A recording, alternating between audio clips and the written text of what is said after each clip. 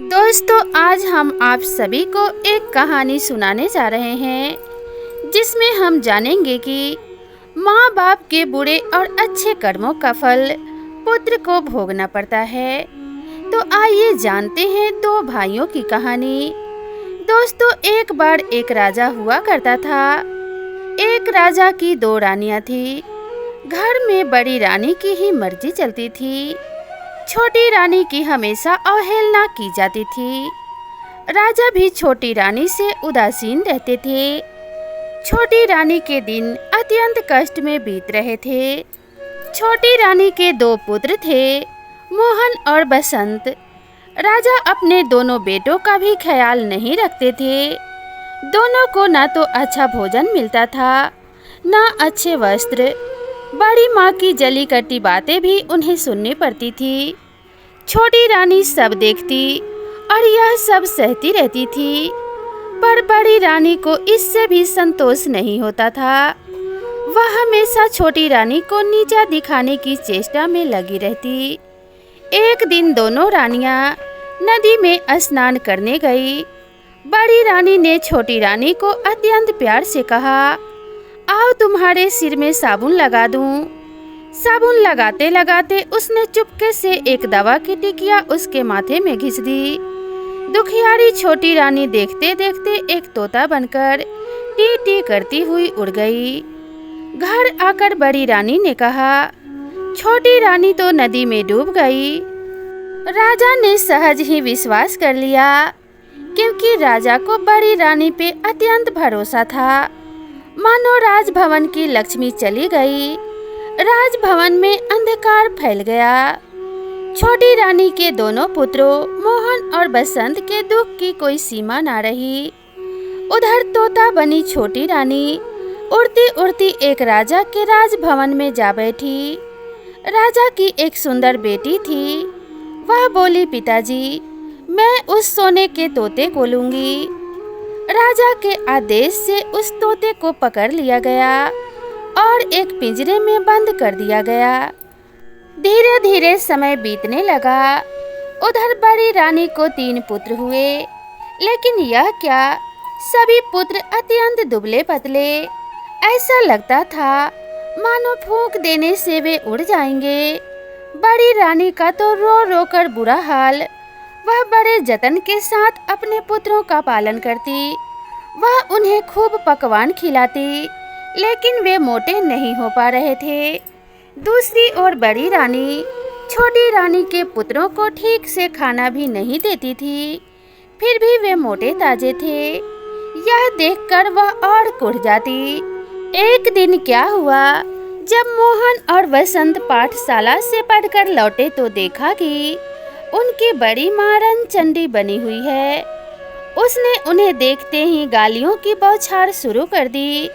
गला फाड़ फाड़ कर रोने लगी, उन्हें मारने लगी, सामानों को फेंकना शुरू कर दिया। जब राजा को इस बात की सूचना मिली तो वे दौड़े दौड़े आए और उससे पूछा, तुम्हें क्या हो गया है?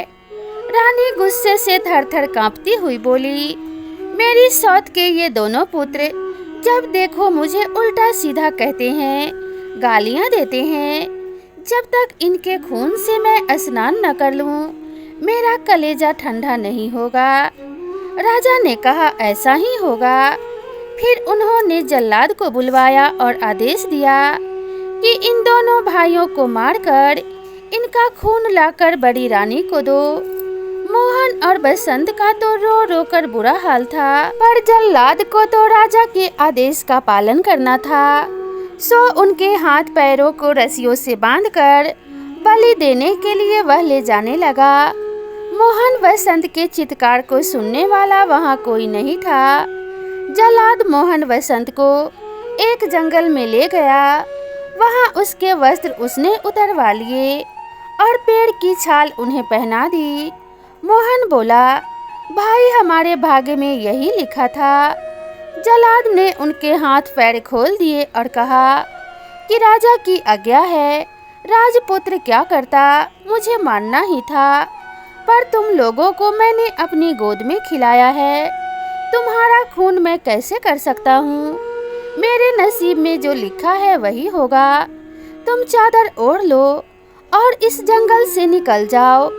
कोई तुम्हें राजपुत्र के रूप में पहचान नहीं पाएगा। यह कहकर उसने उन्हें जंगल से बाहर निकलने का मार्ग बता दिया और खुद राजभवन की ओर लौटने लगा। रास्ते में उसने एक कुत्ते एवं सियार को मारा और उसका खून बड़ी रानी को दे दिया। खून पाकर रानी बहुत खुश हुई। उसने उस खून से स्नान किया और खिलखिलाती हुई अपने पुत्रों को अत्यंत स्वादिष्ट भोजन कराया और खुद भी खाया। मोहन और वसंत दोनों जंगल के रास्ते से आगे बढ़े।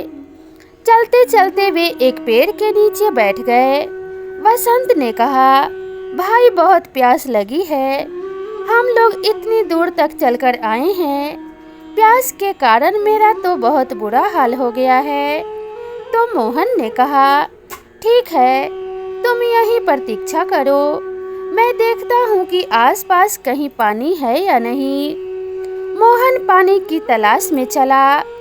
एक जगह उसे एक तालाब दिखाई दिया। समस्या थी कि पानी लेकर जाए कैसे। उसे अपनी चादर का ख्याल आया।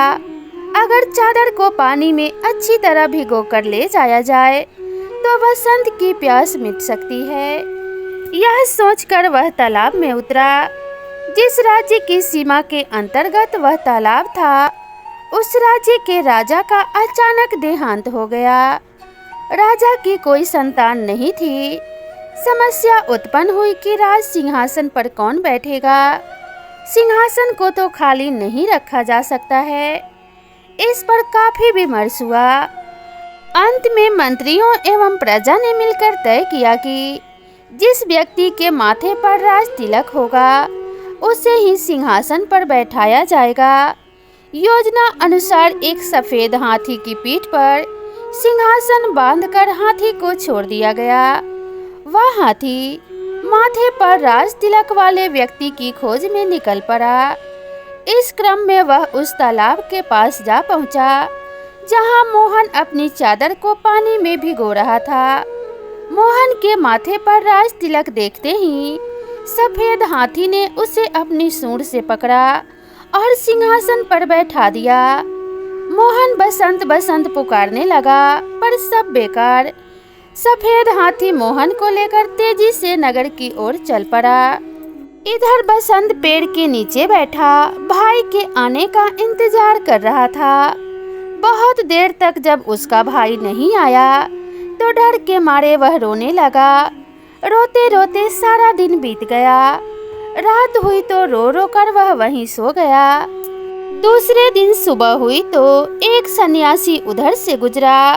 बसंत को उस हाल में देखकर उसे बड़ी दया आई। उसने उसे गोद में उठा लिया और जंगल में बनी अपनी कुटिया में ले गया। उधर सफेद हाथी मोहन को लेकर उस राज्य की प्रजा के समक्ष उपस्थित हुआ। सभी ने नए राजा का स्वागत किया। मोहन को राज सिंहासन पर बिठाया गया और राज तिलक कर दिया गया। मोहन को कुछ समझ में नहीं आ रहा था कि क्या हो रहा है। उसे रह रहकर अपने भाई वसंत की बहुत याद आ रही थी। समय बीतने लगा। मोहन ने परिस्थिति से समझौता कर लिया। वह कुशलता पूर्वक राजकाज संभालने लगा। अब उसे किसी भी चीज का अभाव नहीं था। उधर बसंत जंगल में सन्यासी की कुटिया में अपने दिन बिता रहा था। वह रोज हवन के लिए जंगल से लकड़ियां चुनकर लाता, पूजा के लिए फूल तोड़ कर लाता और जंगल के कंदमूल खाकर अपने पेट भरता था। कभी कभी वह सन्यासी के पास बैठकर शास्त्रों एवं वेदों का ज्ञान भी प्राप्त करता। इधर मोहन और बसंत के पिता पर दैवीय आपदा आई। उनका सारा राज्य नष्ट हो गया। राजा सब कुछ छोड़ छाड़ कर अज्ञातवास को चले गए। बड़ी रानी की दशा भी अत्यंत दयनीय हो गई थी।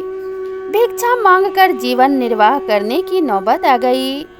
परंतु उसके फटे चिथरे गंदे कपड़ों को देखकर लोग भी उसे दुत्कार देते।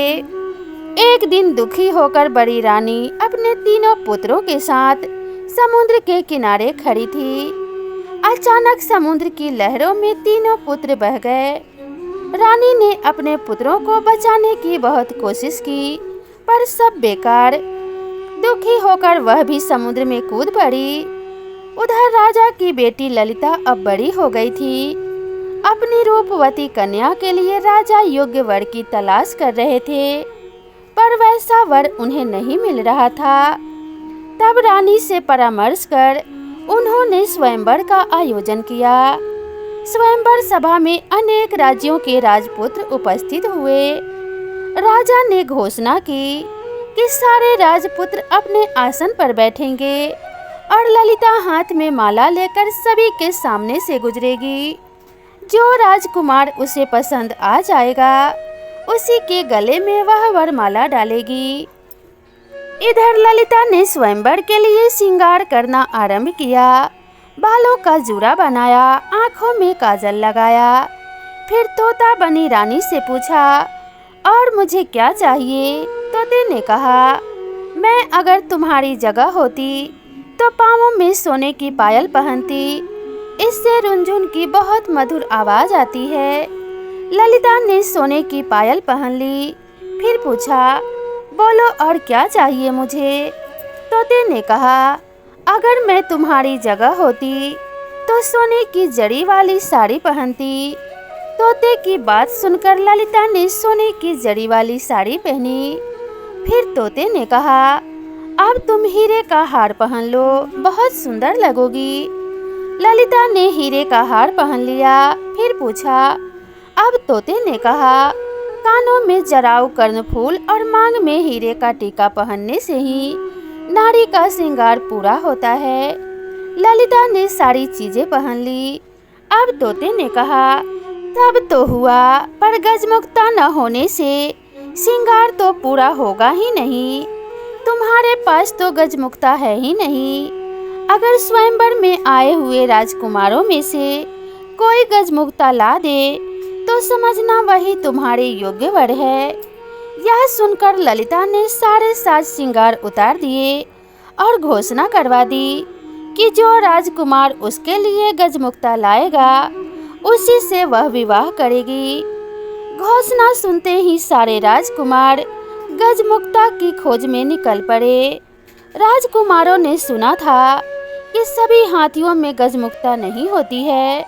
समुद्र के किनारे पाए जाने वाले किसी हाथी में ही गजमुक्ता होती है। अतः सारे राजकुमार समुद्र की ओर चल पड़े। समुद्र के किनारे पहुंचने से पहले ही हाथियों के एक झुंड ने उन पर धावा बोल दिया, जिस कारण से अनेक राजपुत्रों के हाथ पैर टूट गए, अनेक घायल हो गए और इस तरह सब हताश निराश होकर वापस लौट गए। कुछ ही दिनों बाद यह समाचार मोहन बने राजा के कानों तक पहुंचा। उसे राजपुत्रों की दुर्दशा पर दया आई और ललिता के आचरण पर अत्यंत क्रोध आया। उसने निश्चय किया कि वह ललिता के अहंकार को चूर चूर कर देगा। उसने ललिता के पिता के राज्य पर आक्रमण कर दिया। ललिता के पिता की पराजय हुई। मोहन बने राजा ने ललिता को बंदी बना लिया। उधर बसंत सन्यासी की कुटिया में दिन बिता रहा था। सारा दिन इधर उधर घूमता रहता। उसकी कुटिया के पास एक विशाल बरगद का पेड़ था। उसमें एक गुल और एक बुलबुल रहती थी। एक दिन दुखी होकर बसंत उसी पेड़ के नीचे बैठा था। तब उसने उस गुल और बुलबुल को बातचीत करते हुए सुना। गुल ने स्वयंवर की सारी घटनाएं बुलबुल को सुनाई और फिर बोला, कौन जानता है कि इसका क्या परिणाम होगा। बुलबुल ने कहा, क्षीर सागर के किनारे एक दूध पहाड़ है। दूध पहाड़ से क्षीर सागर में दूध गिरता है। उस क्षीर सागर में एक स्वर्ण कमल खिला हुआ है। उस स्वर्ण कमल में एक हाथी रहता है। उसी के सिर में गजमुक्ता है।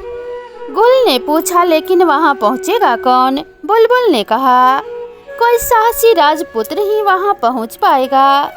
सारी बातें सुनने के बाद बसंत ने उनसे पूछा, मैं गजमुक्ता लेने जाऊंगा।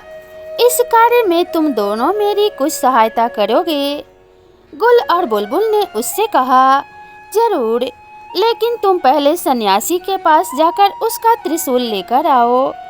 फिर सेमल के पेड़ के पास जाकर राजपुत्र के वस्त्र मांगो। सारी चीजों की प्राप्ति तुम्हें हो जाएगी। बसंत ने सन्यासी से त्रिशूल लिया, सेमल के पेड़ से राजवस्त्र प्राप्त किए और उन्हें पहनकर समुद्र की ओर चल पड़ा। क्षीर सागर पहुंचकर उसने देखा कि स्वर्ण कमल के बीच दूध की तरह सफेद एक हाथी के सिर पर गजमुक्ता है। गजमुक्ता की रोशनी से चारों ओर उजाला फैला हुआ है। बसंत उस सफेद हाथी की पीठ पर कूदा। जैसे ही उसने सफेद हाथी के सिर पर त्रिशूल को रखा, वैसे ही सागर, स्वर्ण कमल, सफेद हाथी सब गायब हो गए। वहाँ केवल एक कमल का फूल खिला हुआ था और उसके अंदर गजमुक्ता की माला थी। मनुष्य की आवाज में कमल के फूल ने पूछा, निश्चय ही तुम राजपुत्र हो, कौन सा राज्य है तुम्हारा? बसंत ने कहा, मैं राजपुत्र नहीं हूँ, एक सन्यासी के साथ जंगल में रहता हूँ। ठीक है, तुम गजमुक्ता को अपने सिर पर और मुझे अपने हृदय में रखो। ललिता के साथ तुम्हारा ही विवाह होगा और तुम्हारा जीवन सुख से बीतेगा। बसंत क्षीरसागर के बालू पर चलता हुआ वापस लौटने लगा। तभी उसे कुछ आवाजें सुनाई पड़ी। हम लोगों को भी साथ ले चलो भाई। वह भौचक्का होकर चारों ओर देखने लगा। उसे आसपास कोई भी दिखाई नहीं दिया। वह आगे बढ़ा तो फिर से वही आवाजें आई। उसने गौर से बालू को देखा तो उसे लगा कि उसके पैरों के पास बालू के अंदर से आवाजें आ रही हैं। उसने त्रिशूल से वहां का बालू हटाया तो देखा कि वहां 3 सोने की मछलियां थी। वह उन्हें अपने साथ लेकर चल पड़ा। इधर मोहन बना राजा शिकार खेलने के लिए निकला था। एक दिन सारा दिन भटकने के बाद भी उसके हाथ एक भी शिकार नहीं लगा। थककर वह एक पेड़ के नीचे बैठ गया। अचानक उसे याद आया कि वह अपने भाई बसंत को इसी पेड़ के नीचे छोड़कर पानी लाने गया था और फिर एक हाथी उसे एक राज्य में ले गया था। फिर वह कभी इस जगह लौट कर नहीं आ सका था। बसंत का क्या हुआ? वह कहाँ गया होगा? क्या वह जीवित होगा? यह सोचकर वह रो पड़ा। राजभवन में लौटने के बाद भी वह केवल बसंत के बारे में सोचता रहता। बसंत गजमुक्ता लेकर ललिता के राज्य में गया तो वहां उसे पता चला कि मोहन राजा ललिता को बंदी बनाकर अपने राज्य में ले गया है। बसंत सीधा मोहन राजा के राजभवन में पहुंचा। राजा के अंगरक्षकों को 3 सोने की मछलियां देकर कहा, अपने राजा से कहो कि ललिता को छोड़ दे। लेकिन मोहन राजा तो अपने भाई के शोक में डूबा अपने कमरे का दरवाजा बंद कर अंदर बैठा हुआ था।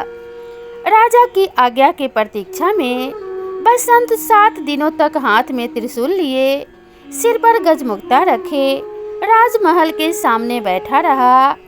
8वें दिन मोहन राजा थोड़े सामान्य हुए तो दासियां सोने की मछलियों को काटने बैठी। लेकिन आश्चर्य, मछलियां बोल उठी, हमें न काटो, हम राजा के भाई हैं। अंगरक्षकों ने जब मोहन राजा को बसंत की बात बताई तो वे स्वयं राजभवन से बाहर आए। वहां अपने भाई बसंत को देखा तो दौड़कर उसे अपने गले लगा लिया। तभी वे दासियां उन बोलने वाली सोने की मछलियों को लेकर राजा के पास पहुंची।